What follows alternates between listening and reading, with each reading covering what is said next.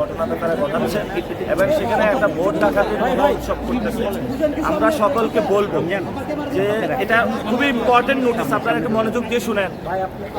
যারা আপনারা ভোট দিয়েছেন মাঠ কেউ ছাড়বেন না। ভোট গণনা রেজাল্ট যখন হবে তারপরে মাঠ ছাড়বেন। এটা শুধু আমাদের ভোট দেওয়া না দেওয়ার ব্যাপার না, এটা গণতান্ত্রিক একটি লড়াই। যে লড়াইয়ের জন্য অনেক মানুষ শহীদ হয়েছে, যে লড়াইয়ের জন্য হলো আমরা 17 বছর অপেক্ষা করেছি।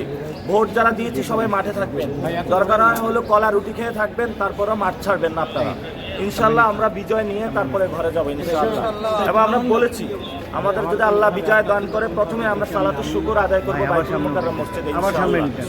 আপনারা জানেন যে এখানে মির্জা আব্বাস কিন্তু বহু ঝামেলা পাকাচ্ছে যাতে হলো এই ভোটটা বাতিল হয়। যদি বেশি ঝামেলা করে আমরা বলতেছি মির্জা আব্বাসের রাজত্ব আমরা পুরো উড়াইয়া দিব, যথেষ্ট করতেছে। এবং সেখানে আমার মাথার মধ্যে ঘুষি দেওয়া হয়েছে। প্রিজাইডিং অফিসার যিনি উনি বিএনপির পক্ষে কাজ করছেন রেলওয়ে কলোনি হাই স্কুলের বাংলাদেশ ব্যাংকের উপপরিদর্শক মোহাম্মদ রাসেল মিয়া। এবং যারা ভোট দিয়েছেন তারাও সেখানে ভোট দেওয়ার পরে ধানের পক্ষে কাজ করতেছেন, এজেন্ট যারা তারাও কাজ করতেছেন। এই হলো অবস্থা বাংলাদেশের এবং মির্জা আব্বাস ভাইয়ের গণতন্ত্র, যেটা হলো উনি শিখেছেন। এটা খালেদা জিয়ার ব্যাড লাক যে একটা ভালো স্টুডেন্ট পায় নাই, ওরে যাকে গণতন্ত্রের দিকে ও চলে সন্ত্রাসের দিকে। জিয়াউর রহমানও বানাইতে পারে নাই ভালো আর ওর জন্য লাঠি ছাড়া কোনো আসলে উপায় নেই। লাঠি দিয়ে বাড়ায়া হলে এগুলোর ভালো স্টুডেন্ট বানাইতে হবে।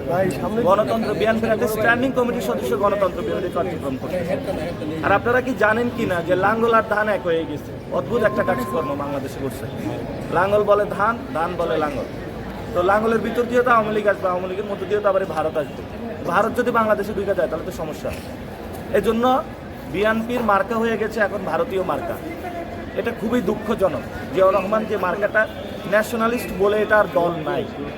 ইনশাল্লাহ শাপলা কলির বড় অভূতপূর্ব ইনশাল্লাহ জয় হবে এবং আমরা সেই জয়টা ইনশাল্লাহ আমাদের যে 8 দফা ইশতেহার দিয়েছি সেই ইশতেহারের মধ্য দিয়ে আমাদের কাজ শুরু করবো ইনশাল্লাহ। ভোট আরেকটু এনশিওর করে নিই সবগুলো। আমার মনে হয় আরো 2-1টা কেন্দ্রে আমি যাব, তারপরে সিদ্ধান্ত নেব, জানাই দিব। আমি আপনাদের গ্রুপে জানাই দিব। শেষ করছে আমাদের ইলেকশনের একটা যে আমাদের দল থেকে এবং একটা ফোরাম আছে সেখানে আমি জানিয়েছি এবং যারা ওইখানে যে দায়িত্ব ছিল প্রশাসনের আমরা তাকেও জানিয়েছি। আমরা একটা লিখিত অভিযোগও দিব এবং সে প্রিজাইডিং অফিসারের আমি একটা কার্ডও নিয়ে এসেছি বাংলাদেশ ব্যাংকের উনি পরিচালক। সেখানে গণকণ্ঠ নামে একটা সাংবাদিক ছিল, ওনার কী অবস্থা জানি না। ওনার হলো যে কোনো সময় ওনাকে অ্যাটাক করতে পারে, তার সাথেও সে প্রবলেম সৃষ্টি করতেছিল। তো যেটা দেখে মনে হয়েছে যে ওইখানে প্রিজাইডিং অফিসার না, মনে হচ্ছে উনি মির্জা আব্বাসের ছোটোবেলার বন্ধু। এই হলো আমরা পরিস্থিতি। হ্যাঁ, আমাকে এই কলেজে ডিম মারা হয়েছিল এবং আমি আগের দিনে নোটিশ দিয়ে দিয়েছিলাম যে আমি এই কলেজে যাচ্ছি। ইনভাইটেশন ছিল আমার, ইনভাইটেশন পরে মির্জা আব্বাসের ইনভাইটেশন ছিল। পরে দেখছে যে পরিস্থিতি, পরে উনিও আর আসে না। এর আগে কিন্তু উনি বিকারুন্নেসা কলেজে গিয়েছিল, এর আগে সিদ্ধেশ্বরীতে গিয়েছিল এবং এক জায়গায় ওনাকে শাপলাকলি দেখা দিয়েছে সবাই। এই হলো পরিস্থিতি। তো এটা আমার ইনভাইটেশন ছিল এবং আমাকে শুধু এখানে ডিম মারে নেয়, নিচ দিয়ে কিন্তু আঘাত করেছে। এখন ধরেন বুমগুলো এখানে ধরা আছে, পিছন থেকে আমাকে যদি আঘাত করে আপনারা কিন্তু কেউ দেখবেন না। ওই জন্য আমাদের নিচে মারা হয়েছে, ঘুষি দেওয়া হয়েছে। তো আমরা ওই দিন কনফ্রন্টেশনে যাইনি, যাইলে একজনে এখান থেকে যাইতে পারতো না। আজকে দিয়ে আমাদেরকে মারছে, সেও একটু মাধ্যম খেয়েছে। আমরা এখন প্রতিরোধ শুরু করবো। অনেক ধৈর্য ধারণ করা হয়েছে। আর ধৈর্য ধারণ শাহজাহানপুরে ঘটনা হওয়ার কারণ কি মনে করছেন? শাহজাহানপুরে ওই যে পাড়ার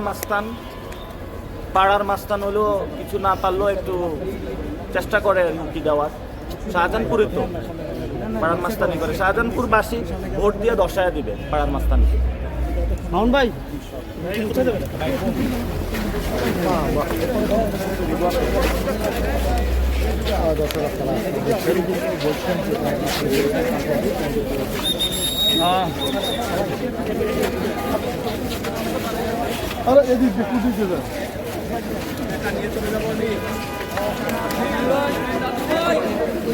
ভাই ভাই ঢাকা 13 আসন থেকে আসছি, ভোট দিয়ে যাচ্ছি, আপনার সাথে দেখা করে।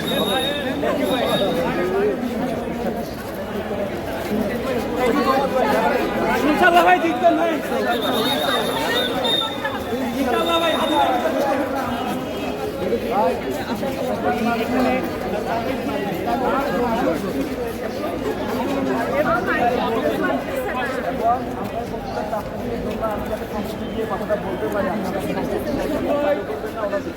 ইনশাল্লাহ ইনশাল্লাহ ভাই আর ওইখানে যা বলবো কে কে চান্দা হবে এগুলো বের হয় ইনশাল্লাহ ভাই থ্যাংক ইউ ভাই থ্যাংক ইউ সো মাচ ভাই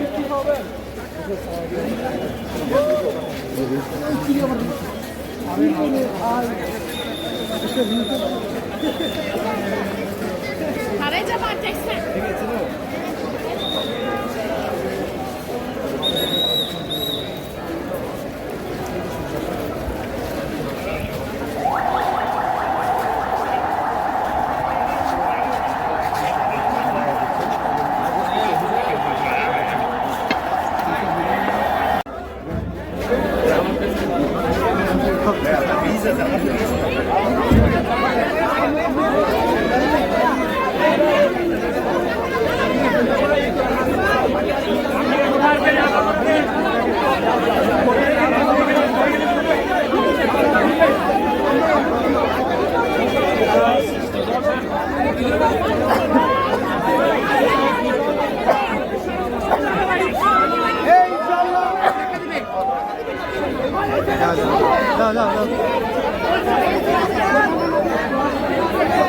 পাটরটি দেখার জন্য